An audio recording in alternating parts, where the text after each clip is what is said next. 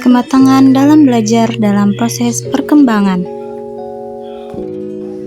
Sebuah proses dari tahu menjadi tahu ataupun dari kecil menjadi besar, itu merupakan proses perkembangan. Hari ini materi kita kematangan dan belajar dalam proses perkembangan. Apa itu kematangan or maturity? Kematangan merupakan pengembangan dari susunan syaraf yang berhubungan dengan organ fisik manusia. Maturity bisa diartikan juga sebagai kedewasaan, tapi maturity atau kematangan dengan adult atau dewasa itu berbeda. Nah, maturity itu kematangan sikap seseorang, sedangkan adult itu kematangan yang berfokus pada usia seseorang. Dan kematangan bisa berupa kematangan fisik maupun kematangan psikologi yang keduanya tumbuh dari waktu ke waktu. Kematangan menunjukkan kepada suatu masa tertentu yang merupakan titik kulminasi atau titik puncak dari suatu fase pertumbuhan sebagai titik tolak kesiapan dari suatu fungsi untuk menjalankan fungsinya. Nah, ini merupakan ciri-ciri dari seseorang yang sudah mencapai tahapan kematangan. Sekarang, apa itu belajar? Belajar merupakan proses yang mana adanya stimulus samaan dengan ingatan mempengaruhi perubahan tingkah laku dari waktu ke waktu.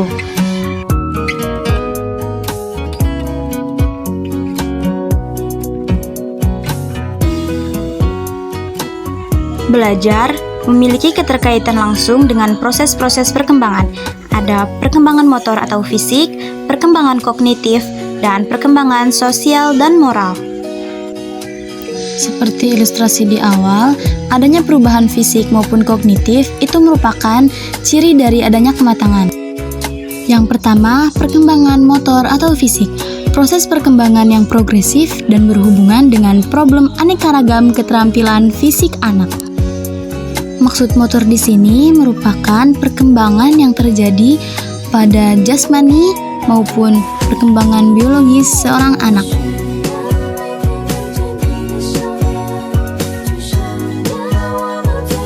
Yang kedua, perkembangan kognitif, yakni perkembangan fungsi intelektual atau proses perkembangan kecerdasan otak anak, seperti kemampuan menghitung, membaca, ataupun menyelesaikan masalah.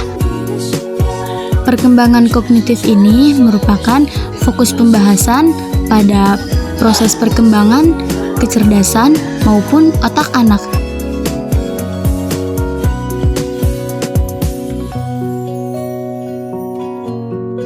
Yang ketiga, perkembangan sosial dan moral. Proses perkembangan mental yang berhubungan dengan perubahan-perubahan cara berkomunikasi dengan orang lain. Seperti anak kecil yang mulanya hanya ingin berbicara pada orang tertentu saja, hingga saat besar dia mulai bisa berkembang untuk berinteraksi dengan banyak orang di sekitarnya. Itu merupakan contoh dari perkembangan sosial dan moral. Lalu, apa sih hubungan antara kematangan dan belajar?